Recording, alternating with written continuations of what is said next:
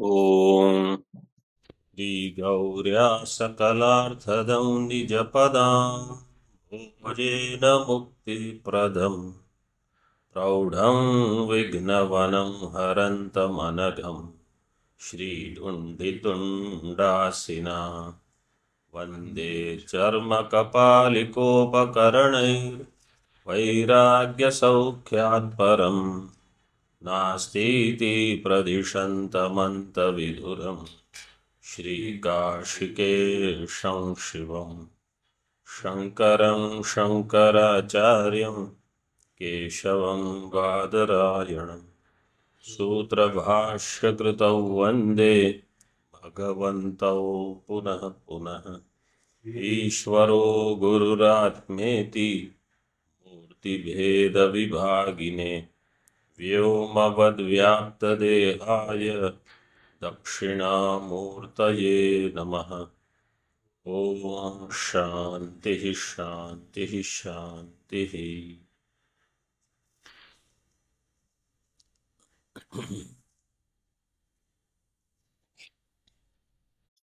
भाष्य में कहा था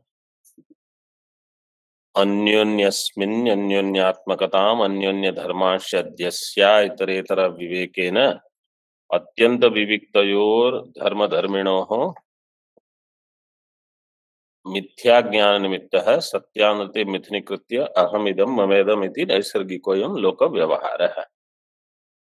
इसमें लोक व्यवहार जो है, जो कि अध्यास वहां बताना है, तो इसलिए कहा अध्यासम द्वेधा दर्शयति। अध्यास दो प्रकार से बताते हैं। कल हमने देखा था अधि उपसर्ग पूर्वक धातु क्या है, असुक्षेपणे। असुक्षेपणे धातु में घय प्रत्यय करेंगे, कर्मणि घय करेंगे और भाव में दो प्रकार से कर सकते हैं। कर्मणि घय करेंगे तो क्या अध्यास होगा, अर्थाध्यास। मतलब इसका अर्थ समझ लीजिए, केवल कंठस्थ करना नहीं है इसको। जब भाव में हम घय प्रत्यय करते हैं तो भाव में कोई भी प्रत्यय, चाहे घय हो चाहे ल्यूट हो चाहे कुछ भी प्रत्यय हो, वो जो धातु का अर्थ है वही बताना उसका प्रयोजन है। मतलब कर्म में करोगे तो इसकी कर्म व्युत्पत्ति क्या होगी, करण में करोगे तो करण व्युत्पत्ति क्या होगी, अधिकरण होगा तो अधिकरण में, इस प्रकार से अर्थ बताते हैं। तो जब कहा जाएगा अध्यसनम अध्यास, अध्यसनम अध्यास, ये भाव में हुआ है, क्योंकि उसका प्रयोजन केवल यही बताना है कि यहाँ अध्यास है, ये अध्यास है, यहाँ नहीं, ये अध्यास है। तो अध्यसनम अध्यास जब हम कहेंगे तो ये ज्ञानाध्यास है। और कर्म में जब हम घय प्रत्यय करते हैं, कर्मणि घय, तो अध्यस्यते इति अध्यास है। जो अध्यस्त किया जाता है वो अर्थ में हम अध्यास शब्द का प्रयोग करते हैं। जो अध्यस्त किया जाता है वह, तो वो हो गया ज्ञान का, जो ज्ञान रूप जो अध्यास है उसका विषय। तो रज्जु सर्प ज्ञान जो है ये हो गया अध्यस्य, ये हो गया अध्यसनम, क्योंकि ज्ञान ही अध्यास है। और उसका जो विषय होगा रज्जु सर्प, वो हो गया अर्थ का अध्यास। तो वहां अध्यस्यते इति अध्यास, एक है ज्ञानाध्यास, एक है अर्थाध्यास।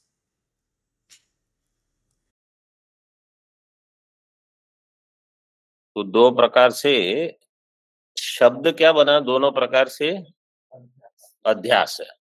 शब्द एक ही है, लेकिन एक शब्द अध्यास शब्द के दो अर्थ हो गए।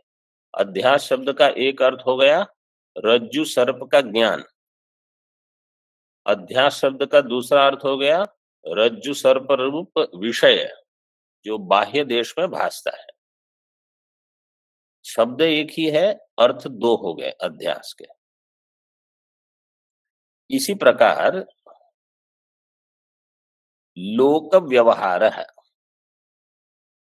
इसको भी बताते हैं। कल हमने व्युत्पत्ति देखी लोक सहितो व्यवहार। देखो लोक व्यवहार में हमको दो चीज बतानी है, लेकिन है तो वो एक वचन। लोक व्यवहार ऐसे नहीं कहा लोकश्च असौ व्यवहारश्च, लोकश्च व्यवहारश्च इति द्वंद्व समास नहीं किया। लोक व्यवहार एक वचन रखा है, तो उसको कर्मधारय करेंगे। लेकिन कर्मधारय कैसे होगा? मध्यम पद लोपी गर्भपूर्वक कर्मधारय। मध्यम पद लोपी समास जो होगा वो गर्भ में है जिसके, ऐसा कर्मधारय। तो कर्मधारय में दो पद से एक वचन ही रहेगा। तो लोकेन सहित लोक सहित, पहले लोक सहित शब्द बनेगा। लोकेन सहित लोक सहित, फिर लोक सहित व्यवहार है, उसमें कर्मधारय करेंगे तो लोक सहितश्च असौ व्यवहारश्च इति लोक सहित व्यवहार है। और लोक सहित व्यवहार जो है ये मध्यम पद लोपी होने से लोक व्यवहार हो जाएगा। ऐसे करके शब्द बनाए। मतलब लोक और व्यवहार ये दो पद जो हैं इनमें कर्मधारय, लेकिन लोक पद लोक सहित व्यवहार। लोक सहित व्यवहार कहने का प्रयोजन क्या है? यहां लोक शब्द से क्या लेना है देखिए, अभी इतना पर्याप्त है। अब जो पंक्तियां जैसे आगे स्पष्ट होती जाएगी और भी विषय स्पष्ट होगा। लोक्यते मनुष्योहम इति अभिमन्यते इति लोको अर्थाध्यासः। लोक शब्द है अर्थाध्यास। लोक्यते मनुष्योहम इति अभिमन्यते, लोक्यते इति लोकः, इस प्रकार से व्युत्पत्ति के है।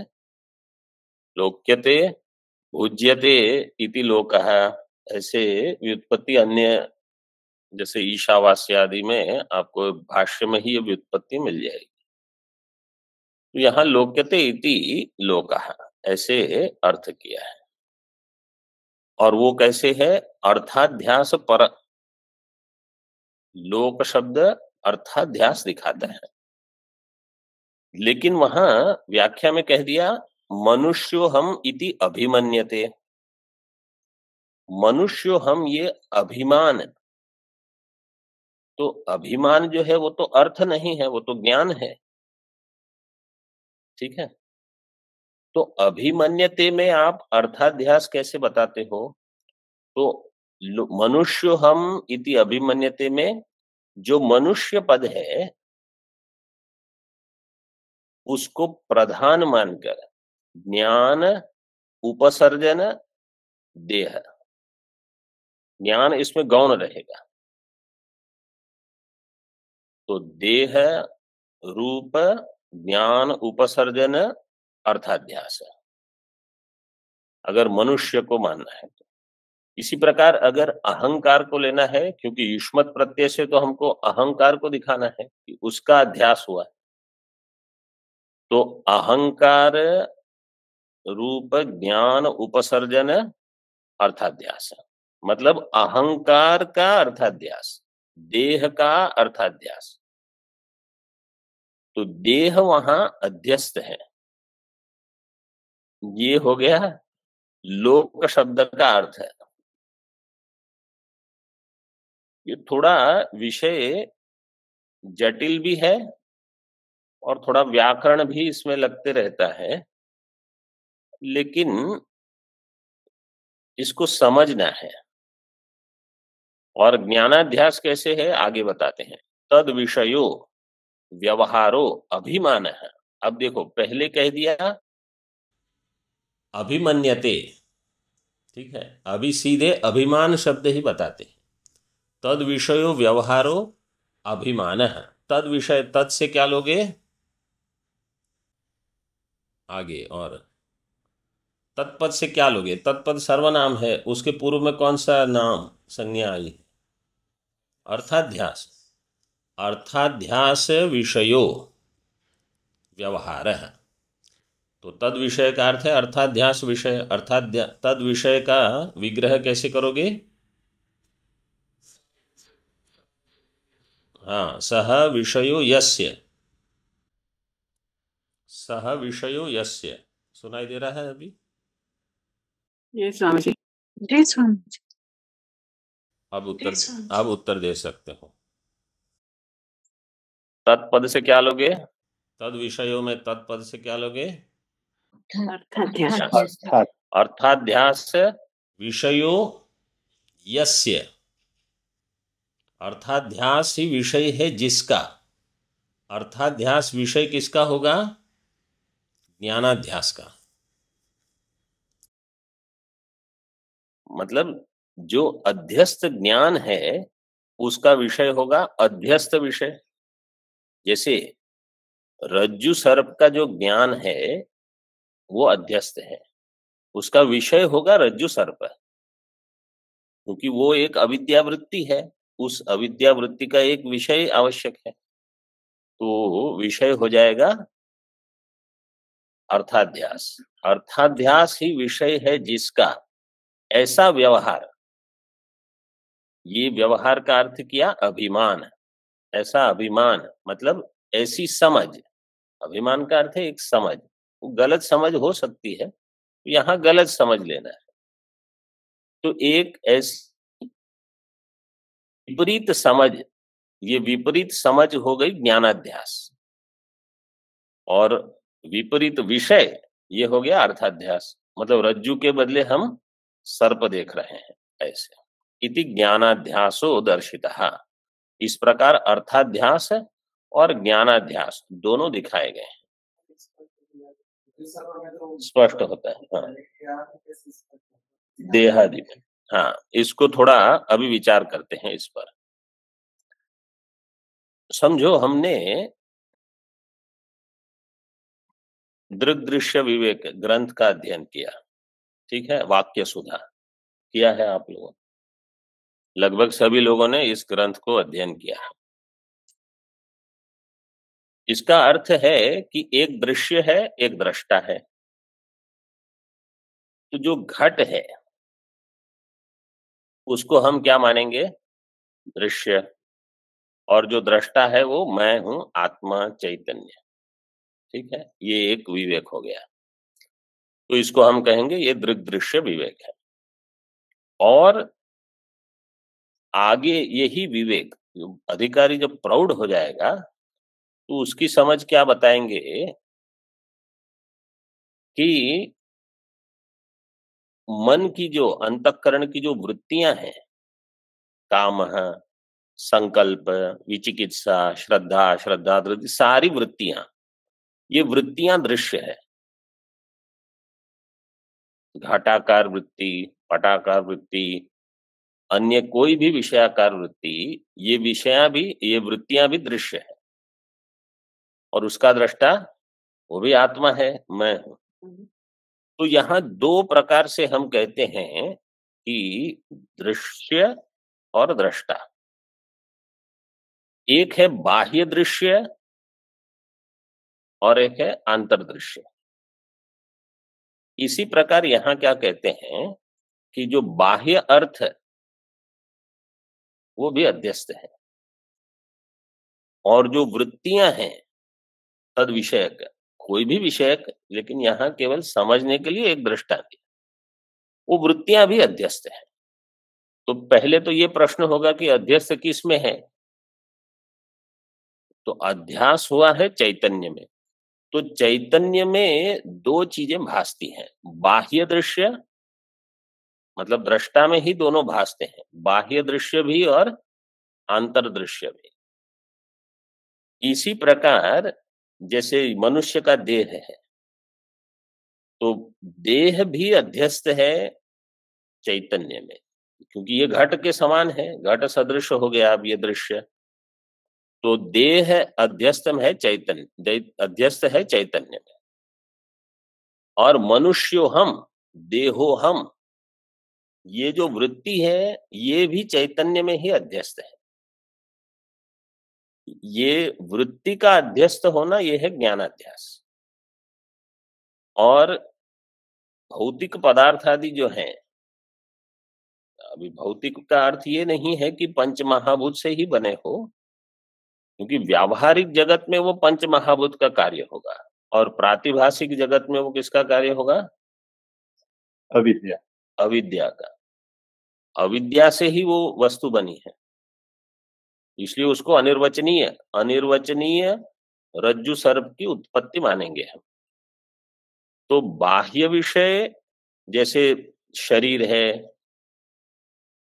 अथवा बाह्य पदार्थ है जो भी, और इंद्रियां, मन, बुद्धि, ये सारे अध्यस्त हैं।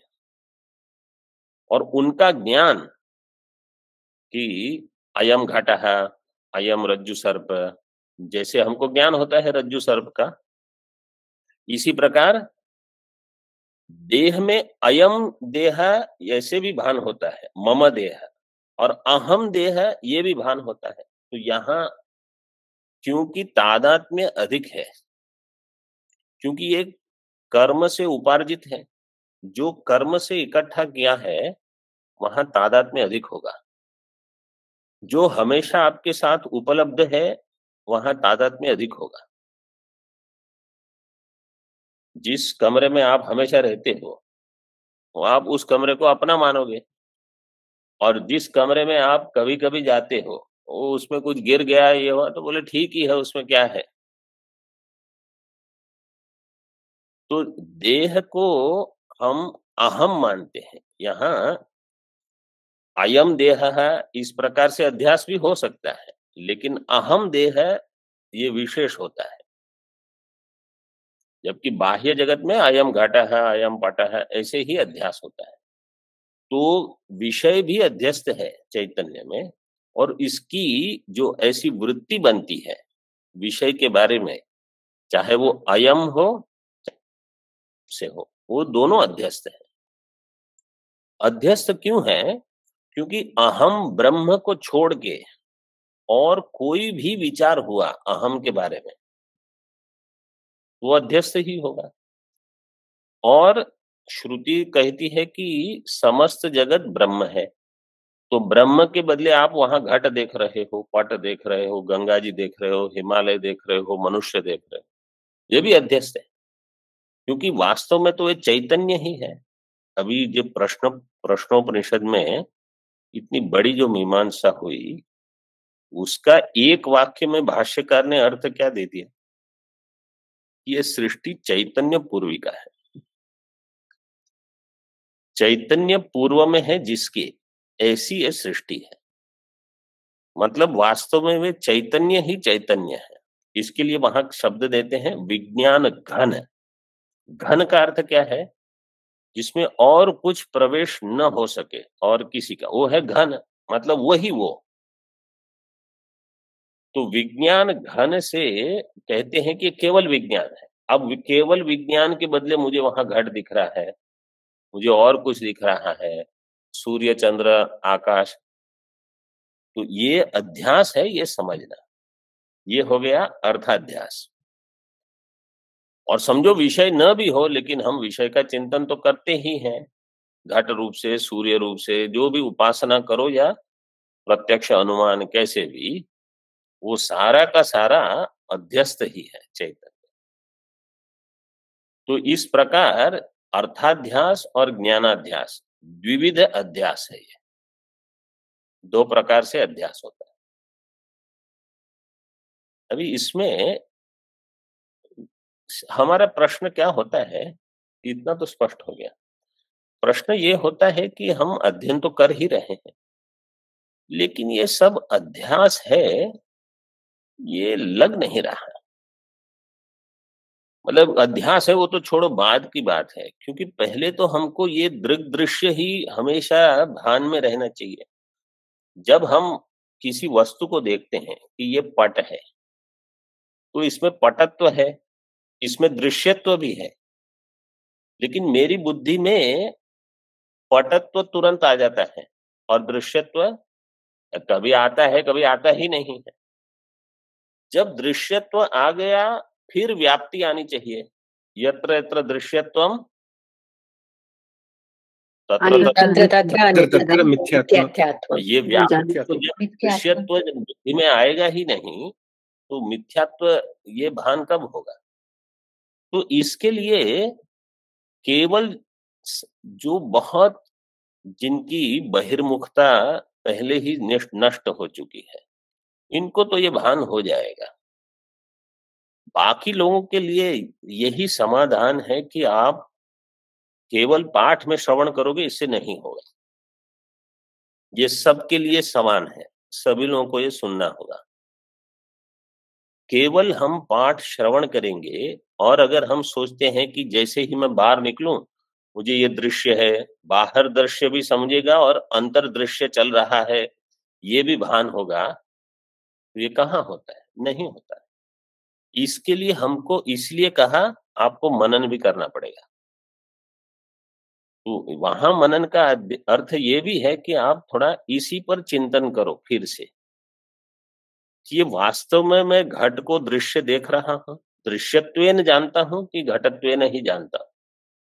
किसी मनुष्य को मनुष्यत्वेन ही जानता हूं कि दृश्यत्वेन भी जानता हूं। मेरे देह को, इसको भी हम दृश्यत्वेन कब जानते हैं? बहुत कम। अहम वृत्ति को दृश्य जानना वो तो बहुत ही सूक्ष्म है। यह यही विचार है कि उसको आप युष्मत जानो। अहंकार है युष्मत और आत्मा है अस्मत्।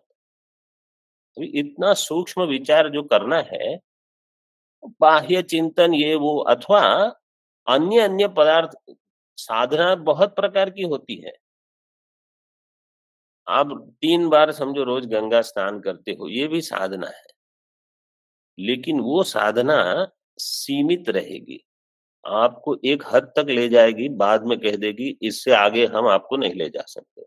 ये सूक्ष्म चिंतन की साधना के लिए सूक्ष्म ही आपको अभ्यास करना पड़ेगा, ये आवश्यक है। भागवत जी में एक महात्म्य में श्लोक है, प्रसिद्ध है, श्रवणम तु कृतम सर्वई न तथा मननम कृतम। श्रवण, क्योंकि वहां क्या कथा आती है कि ये जो गोकर्ण और आत्मदेव जो इनके पिता थे, फिर वो धुंधुकारी वहां भूत बन जाता है और उसको समझ में आ जाता है कि मुझे तो ठीक ठीक अभी इससे निकलना होगा, भूत योनि में फंस गया था। फिर भागवत सप्ताह गोकर्ण जी खुद करते हैं, उनके भाई, और वो वास में स्थित होकर अध्ययन करते हैं, श्रवण करते हैं। लेकिन जब बाकी बहुत सारे लोग होते हैं, जब विमान आता है तो केवल उन्हीं को ले कहते हैं कि आप चलिए वैकुंठ। तो बाकी सब पूछते हैं कि श्रवण तो हमने भी किया, हमारे लिए तो कुछ नहीं आया।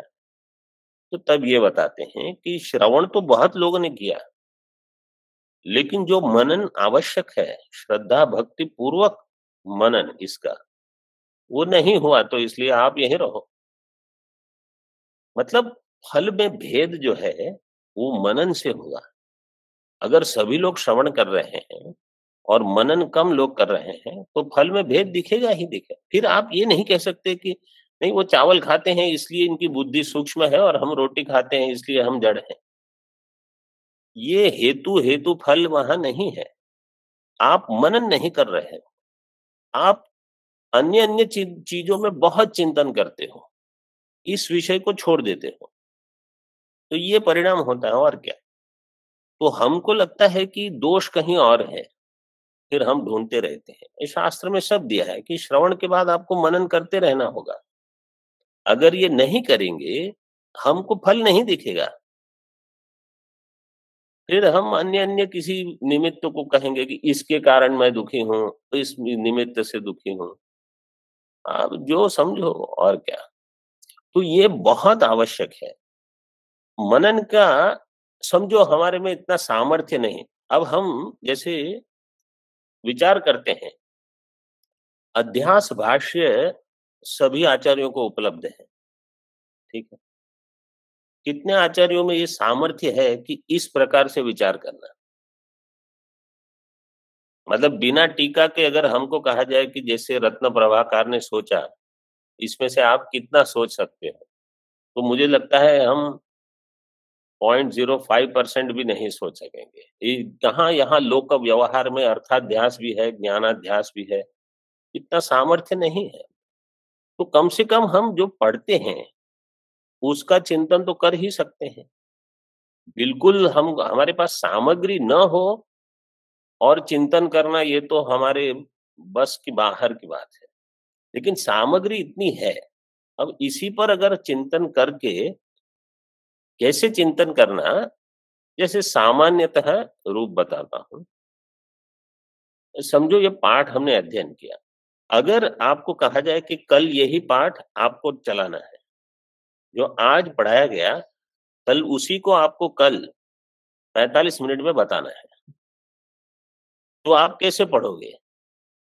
ऐसे रोज पढ़ना है, तब मनन हुआ, मतलब जो पढ़ाया हुआ है उसी का चिंतन हुआ।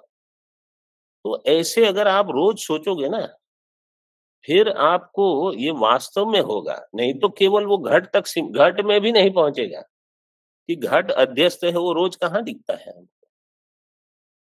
तो अब हर ग्रंथ में तो आप ये कर नहीं सकते क्योंकि इतना समय नहीं है। तो ठीक है, एक ग्रंथ ऐसा लो जिसके ऊपर आप बहुत चिंतन करो, बाकी सब ग्रंथ स्पष्ट हो जाएंगे। ब्रह्म सूत्र ऐसे ही एक ऐसा ग्रंथ है जिसमें बहुत सारे विषय ले लिए गए हैं और भाष्य, उस पर ये टीका। तो ऐसा एक ग्रंथ अच्छे से अध्ययन करोगे, मतलब पहले तो अध्ययन हुआ है व्याकरण, न्याय, अन्य उपनिषद, गीता, इसके सहित अब अध्ययन ऐसे हो कि हम इसी का मनन करते रहें, तब ये अध्यास बुद्धि में स्पष्ट होते रहेगा। नहीं तो फिर ये फिर से एक बार पढ़ेंगे तब वो उतना ही रहेगा, फिर थोड़ा थोड़ा आगे बढ़ते रहेंगे, इतना नहीं होगा। नहीं तो ये मेरा निजी अनुभव है कि ये ऐसा ही होता है।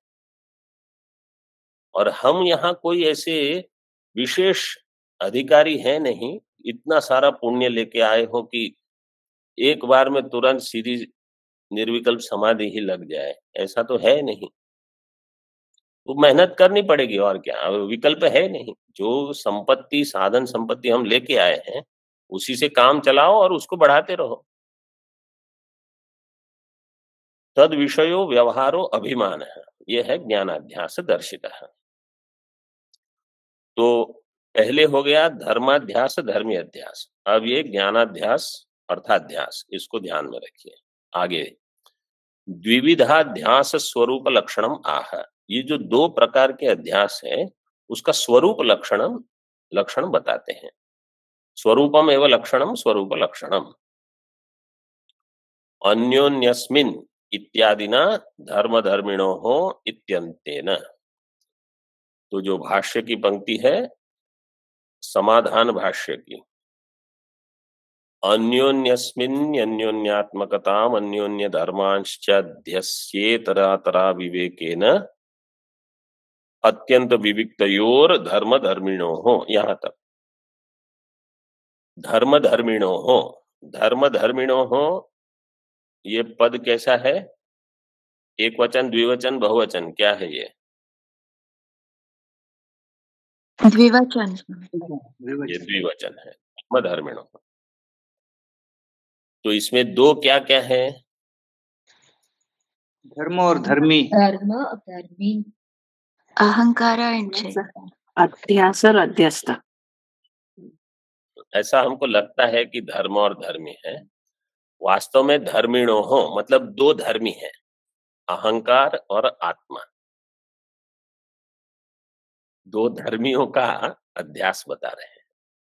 लेकिन धर्म को फिर क्यों बताया?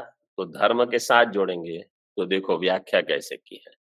जाड्य चैतन्यादि धर्माणाम धर्मिणौ, षष्ठी करके, धर्माणाम धर्मिणौ, धर्माणाम षष्ठी बहुवचन, धर्मिणौ कौन सी विभक्ति?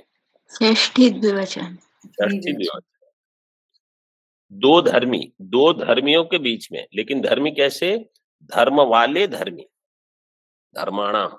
कैसे धर्म? जाड्य चैतन्य, मतलब एक एक बता दिए, बहुत सारे धर्म हैं, पहले ही बता दिया। जाड्य चैतन्य और दुख, आनंद, शांतत्व, अनंतत्व और मिथ्यात्व, सत्यत्व, ऐसे अलग अलग धर्म वाले। जाड्य चैतन्य आदि, आदि पद से अन्य ले लेना। धर्माणाम, धर्मिणव, अहंकार आत्मानव, ये अहंकार और आत्मा, धर्म धर्मिणो, तो अहंकार आत्मनो, ऐसा समास हो जाएगा। फिर तयो हो अत्यंत भिन्नयो हो, भिन्नयो हो, ये किसका अर्थ है? भाष्य में अहंकार है जिसका अर्थ भिन्नयो हो है। भाष्य में एक शब्द है विविक्तयो हो। हाँ, स्वामी जी ने बताया विविक्तयो हो, विविक्तयो हो का अर्थ है भिन्नयो, अत्यंत विविक्तयो हो वहां दिया है, यहाँ कह दिया अत्यंतम भिन्नयो हो। इतरेतर भेदाग्रहेण, जो अत्यंत भिन्न है उनका इतर इतर भेद है। इतरत्र,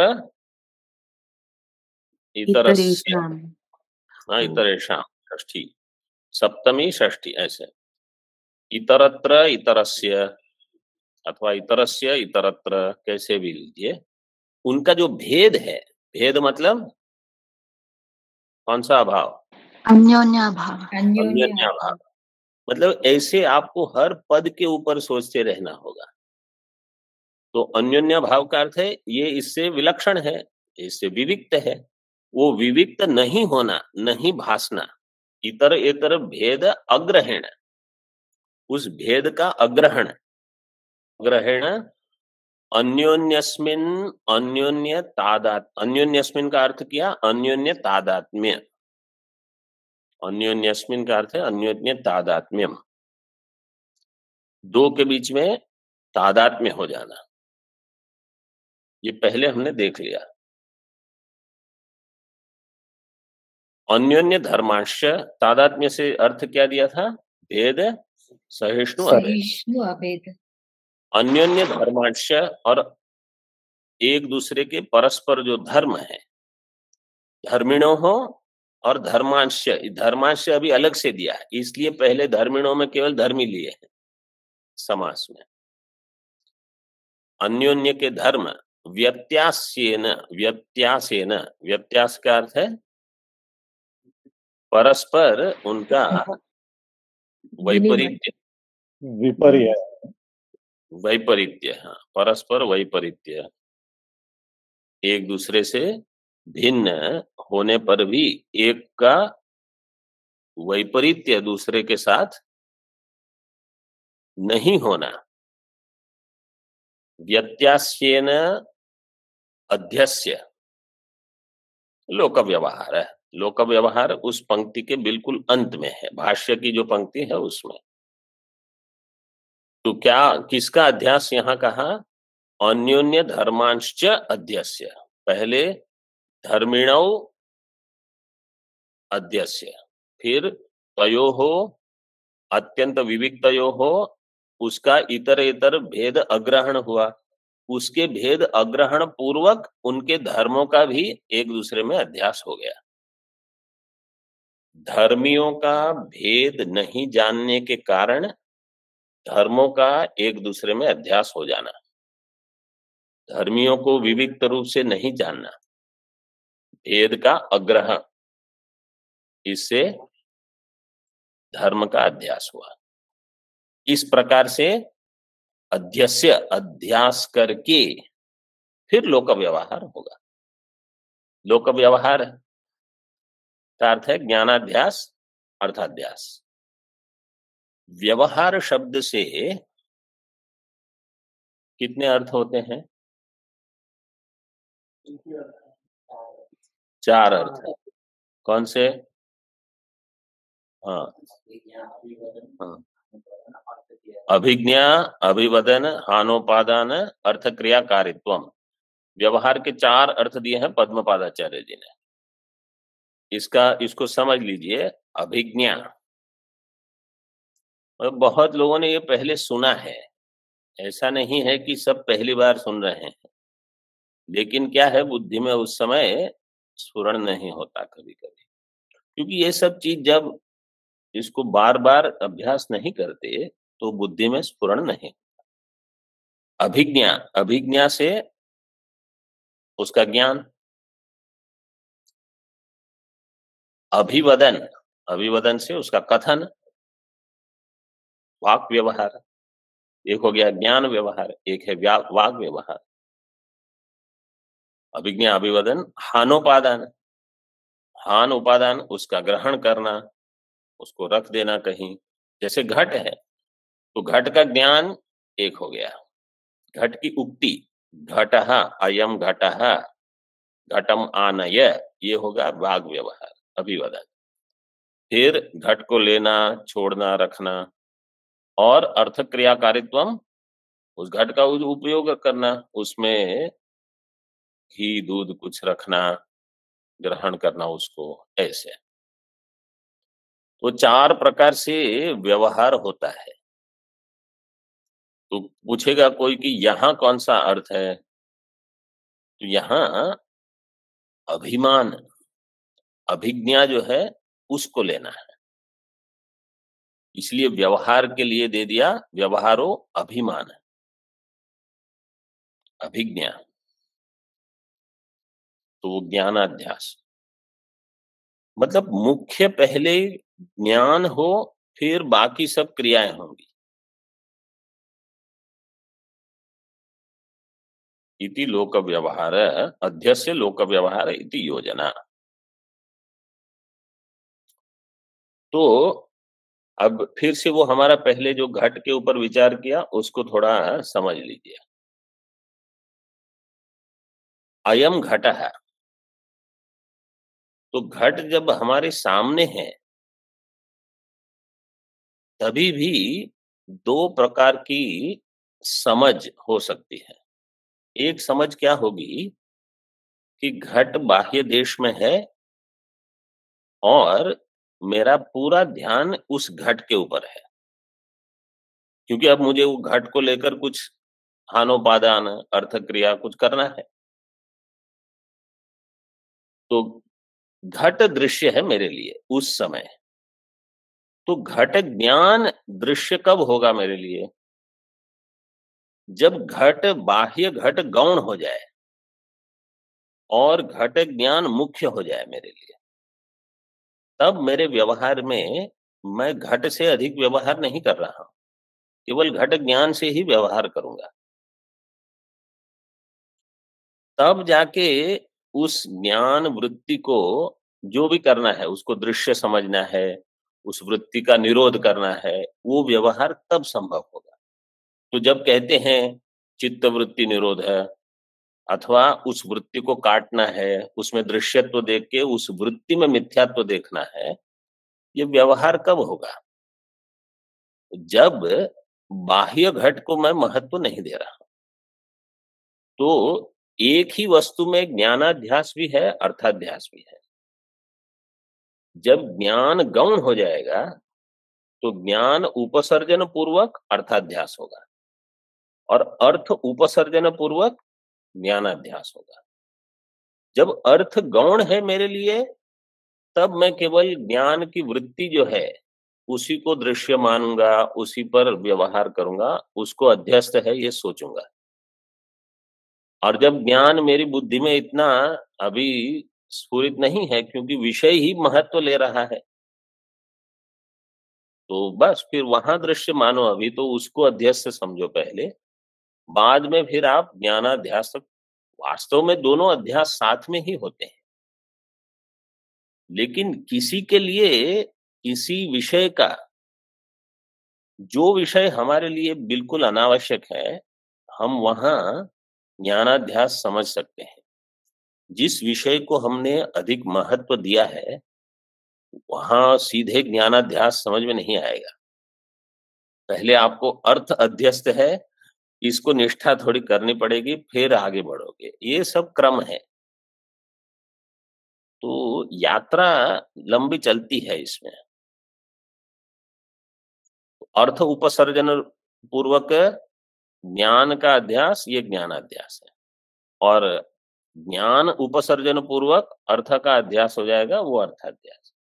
किसमें कौन प्रधान है, कौन गौण है, वो साधक के ऊपर ही निर्भर करेगा कि आप किस कक्षा में बैठे हो। अभी ये जो हम ज्ञान की भूमिकाएं सुनते हैं ना, 7, वो तो चतुर्थ भूमिका से सब ज्ञानी है, लेकिन चतुर्थ भूमिका तक पहुंचने के लिए कितने पापड़ बेलने पड़ते हैं, वो तो जो विद्वान एवं जानाति विद्वत जन परिश्रम है, वो विद्वान ही जानता है कि कितनी कितनी मेहनत करनी पड़ेगी।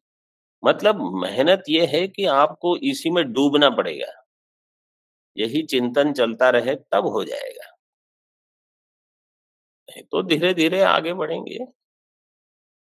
अब एक और प्रश्न है, क्या है, आप कहते हैं कि जो विविक्त है उनमें ही अध्यास है, तो अत्यंत विविक्त देने की क्या आवश्यकता हुई? विविक्त में ही अध्यास है, केवल इतने से काम क्यों नहीं चला ले? ये विशेषण व्यर्थ विशेषण है। तो सिद्धांत पूछेगा कि प्रत्यभिज्ञा का स्वरूप क्या होता है। समझो देवदत्त के विषय में प्रत्यभिज्ञा हुई, तो हम कैसे कहेंगे? सोयम देवदत्तः, सोयम देवदत्त, ये प्रत्यभिज्ञा का स्वरूप होता है। इसमें अयम एतत् काल विशिष्ट, एतत् देश विशिष्ट, एतत् अवस्था विशिष्ट देवदत्त है, और सह तत्काल विशिष्ट देवदत्त है, उसमें तद्देश तत्काल सब है। तो वहां भी विवेक है, वो भी विविक्त है, एक दूसरे से विलक्षण है। सह और अयम ये शब्द भी भिन्न है, पदार्थ भी भिन्न है, लेकिन ये अत्यंत विविक्त नहीं है, क्योंकि वास्तव में ये एक ही वस्तु को बता रहे हैं। इसलिए कहीं प्रत्यभिज्ञा को भी आप अत्यंत विविक्त नहीं मान लो, इसलिए अत्यंत विविक्त दे दिया। वो अगली पंक्ति में दिया है, ओम पूर्णमदः पूर्णमिदं पूर्णात् पूर्णमुदच्यते पूर्णस्य पूर्णमादाय पूर्णमेवावशिष्यते। ओम शांति शांति शांति। शंकरं शंकराचार्यं केशवं बादरायणं सूत्रभाष्यकृतौ वन्दे भगवन्तौ पुनः पुनः। ईश्वरो गुरुरात्मेति मूर्तिभेदविभागिने व्योमवद्व्याप्तदेहाय दक्षिणामूर्तये नमः। ओम शांति शांति शांति।